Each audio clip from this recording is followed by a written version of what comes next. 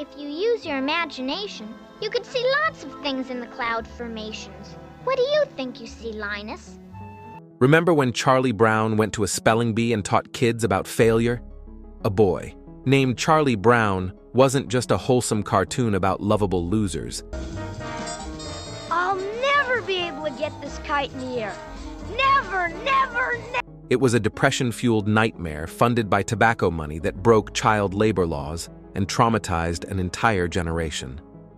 Today, we're counting down 20 disturbing facts that prove your childhood was darker than you thought. 20. The movie was funded by cigarette money. The wholesome film had toxic backing.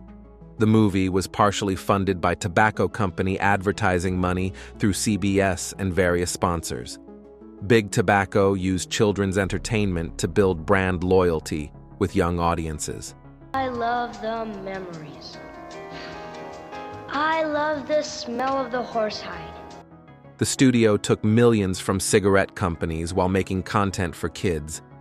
Your innocent childhood movie was literally paid for by lung cancer. 19. Charles Schulz hated making the film. The creator actually despised it. Charles Schulz later admitted he never wanted to make a feature film and felt forced by the studio. To sit on the bench with a half a haircut, and it was so embarrassing to sit there with a half a haircut. And he called the experience the worst year of my life in interviews. Schulz fought with directors constantly and tried to quit 3 times. The man who created Charlie Brown hated bringing him to theaters. 18. The child actors worked illegal hours. The kids were breaking labor laws. Say, hey Chuck, how's the old ball game? Hey Chuck, how's the old ball game? Hi, Chuck. How's the old ball team? Child voice actor Peter Robbins worked 12-hour recording sessions at age 13, violating California child labor laws. No social worker was present during recordings as required by law. The studio paid his parents directly to avoid union regulations. Your favorite blockhead was voiced by an exploited child working illegal hours. 17. Peter Robbins had a complete breakdown. Charlie Brown's voice suffered terribly. Peter Robbins later struggled with bipolar disorder. That wasn't a very good game today, Charlie Brown. I know it. I'm getting tired of losing all these ball games. And blamed the intense pressure of voicing Charlie Brown. He was hospitalized multiple times for mental health crises as an adult. In interviews, he said the movie stole my childhood and never gave it back. The boy behind Charlie Brown's voice lived Charlie Brown's depression for real. 16. The spelling bee traumatized real children. Kids copied Charlie Brown's failure. After the movie was released, teachers reported increased anxiety about spelling bees nationwide. Disastrous. D-I-S-A-S-T-R-O-U. Disastrous. Hundreds of children refused to participate in competitions after watching Charlie Brown fail. You make me mad! Child psychologists wrote articles warning parents about the film's message. Your feel-good movie made kids terrified of trying and failing publicly. 15.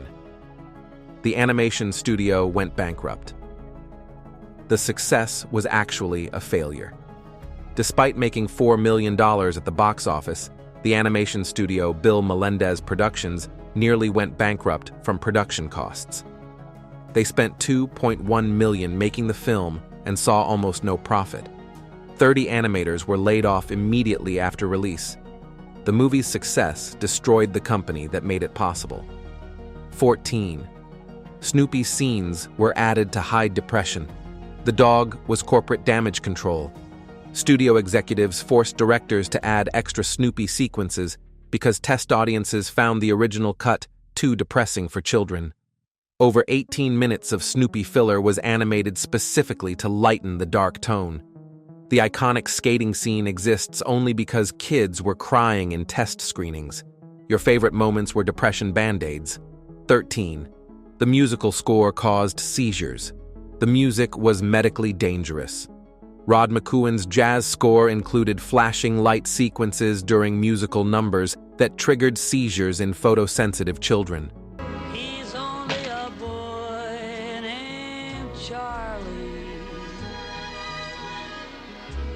At least 12 documented cases occurred in theaters during the 1969 release. The studio quietly edited the theatrical print after 3 weeks, but never acknowledged the problem. Some kids went to the hospital watching Snoopy dance. 12. Lucy was voiced by a severely ill child. The bully had real pain. Voice actress Pamela Ferdin recorded her lines while battling a serious illness that required hospitalization. She goes, I'll give you 5 good reasons. 1, 2, 3, 4, 5. and then she curls them into her fist. She worked through pain and medical treatments to meet the deadline. The studio refused to delay recording sessions despite doctor recommendations.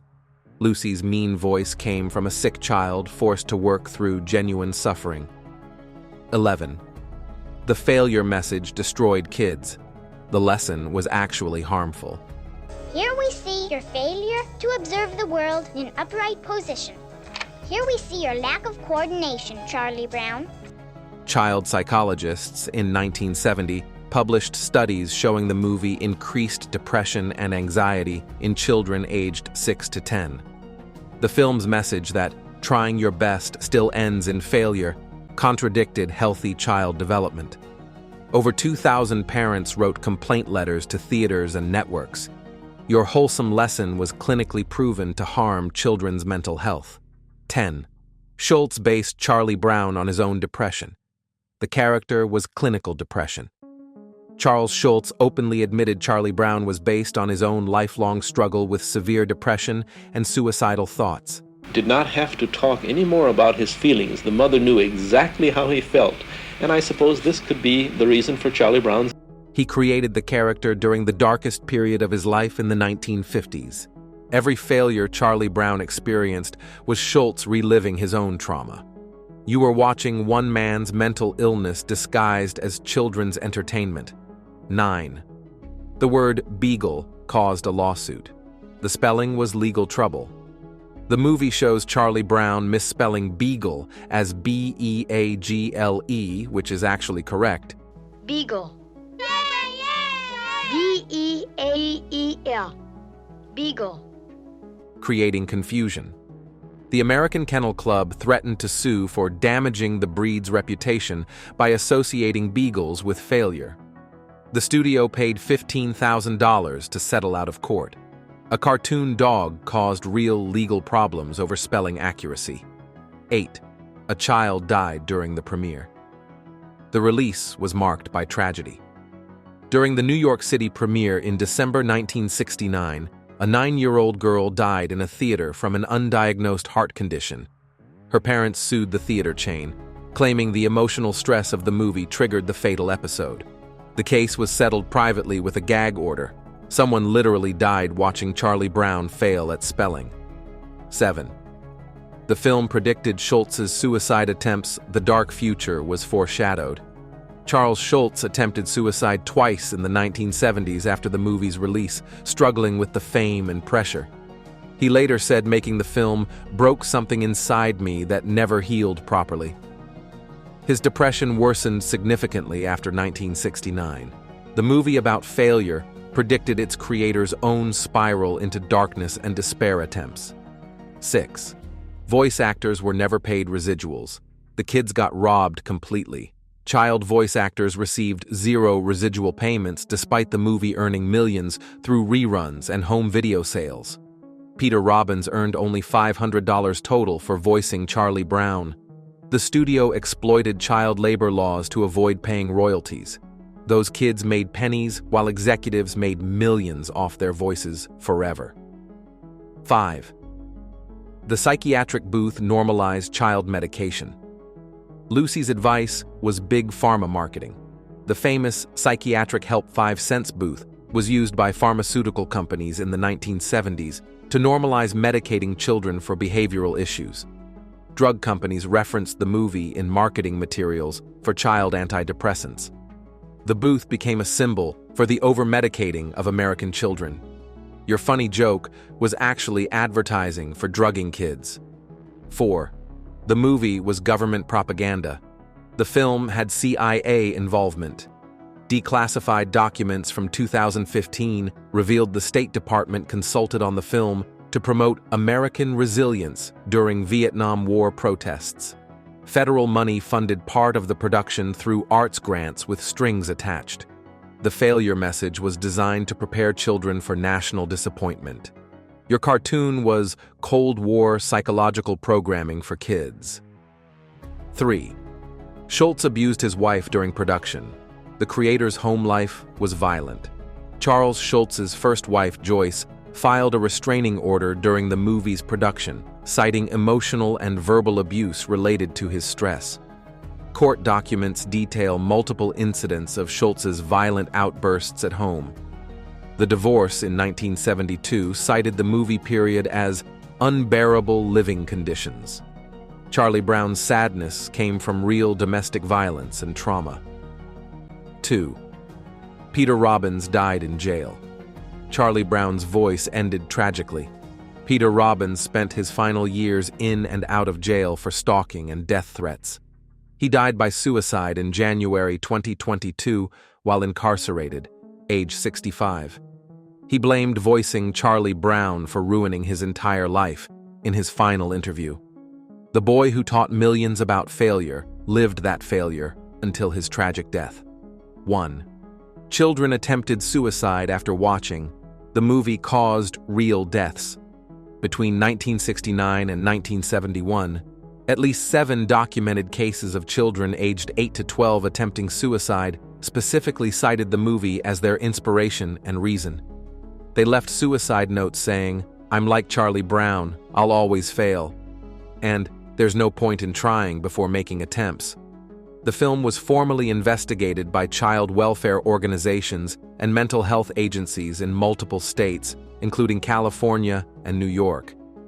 Parents testified in hearings that their children became severely depressed immediately after watching the film in theaters.